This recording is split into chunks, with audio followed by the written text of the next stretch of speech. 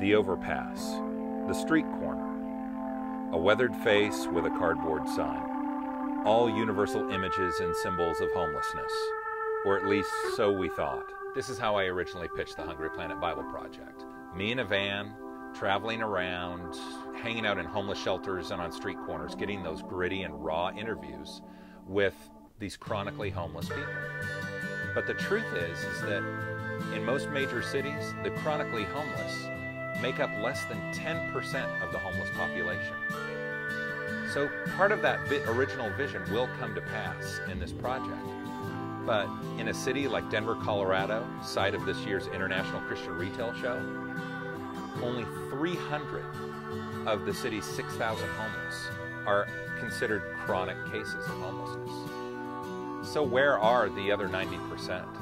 What do they look like, and how can 90% of the population of homeless people be invisible? As curious authors, we had to know who these people were, what they looked like, and what were their stories. The tragic reality is that half of the invisible homeless are women and families with young children, and that number is growing. As a mother of a preschooler, I can imagine what it would be like to be all alone, to be caring for her without any help at all, to be surfing from couch to couch, or worse yet, living in our car on the street. And what are women to do when the only job they can get doesn't pay enough to cover daycare, let alone food and shelter? These women that you're going to see, they're just like you and me. They're just one bad decision or one bad break different from us. These are women, are your sisters, your mother, your friends, your coworkers, who have been affected by addiction, abuse, by divorce, by loss of job, or soaring medical expenses. The Hungry Planet Bible Project is our attempt to give the invisible 90% a face and a voice by telling their stories of moving from hopelessness to hope with a faith that changes lives. I had my son, and he was taken from me. I'm in jail, and my dad is a sergeant in the jail, and so is my other uncle, and my other two uncles are deputies. So having them come to me, well, it was my dad first, to my cell, bringing me a Bible and putting it on the bed. He's like, I will not bail you out. I mean, on the streets, everybody's always at an arm's distance. Anybody who gets close to you, you gotta fight. The final straw for me was that things weren't gonna change.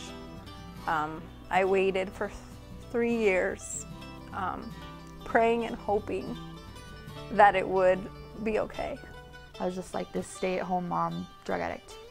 And when I was at this house, all the people, I'll never forget it, the people in that house came to me and told me to be careful where I let my son go because they all used needles and a few of them were infected with AIDS.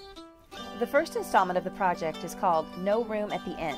It's a DVD and CD set that chronicles the first part of our journey, along with the women and the families we met along the way that have found more than just food and shelter, but also a savior. In addition to their stories of moving from hopelessness to hope, we've also created an audio mosaic of their voices reading the Christmas story from Luke.